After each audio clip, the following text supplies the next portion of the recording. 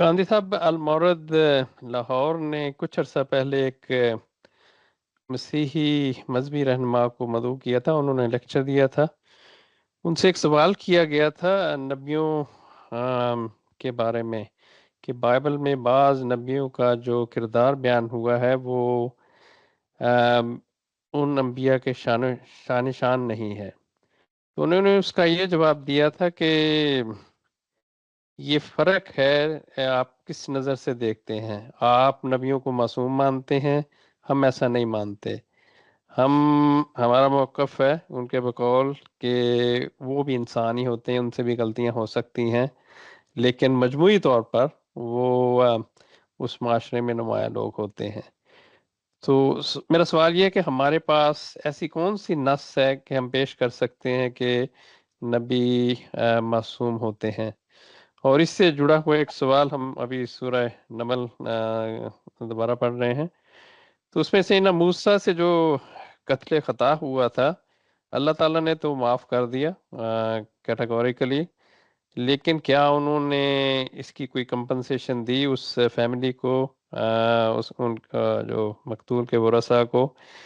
ये हमें कोई तारीख से नहीं मिलती चीज़। आया कि आपकी नज़र में कोई बाइबल में ऐसी चीज़ बयान हुई है कि उन्होंने जब मिस्र गए हैं तो फैमिली से कोई रुजू किया हो या उनको कंपनसेट करने की कोशिश की हो।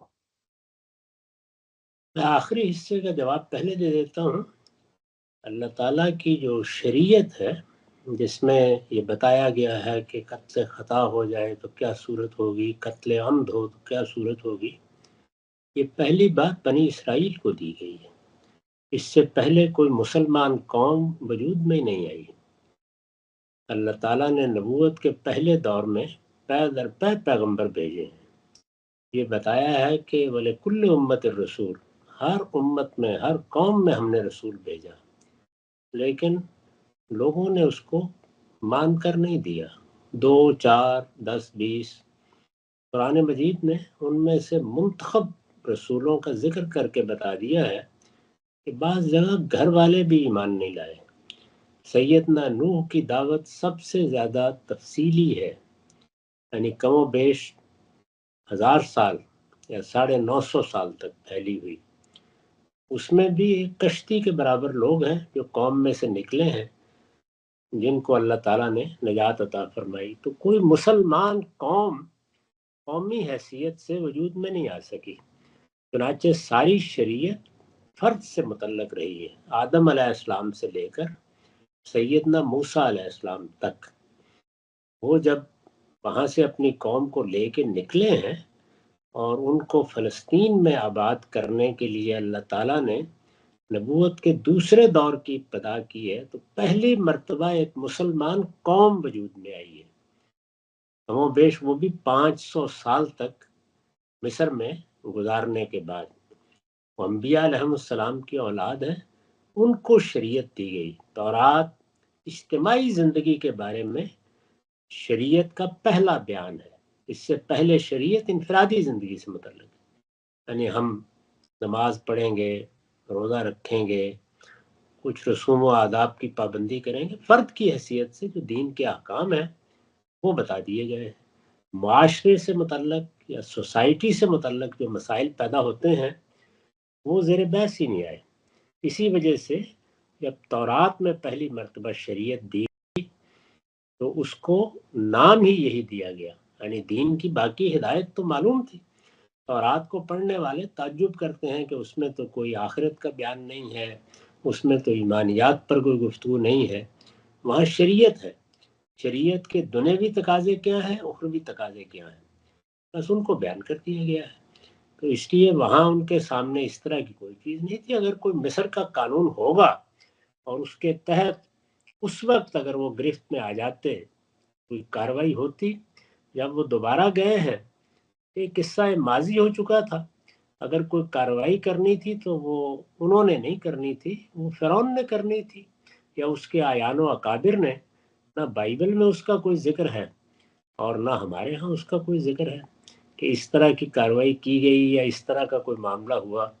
मुझे अंदेशा है कि कत्ल खता का मामला उनके नज़दीक था ही नहीं, वो उसको लाजमन कत्ल अम्द करार देते।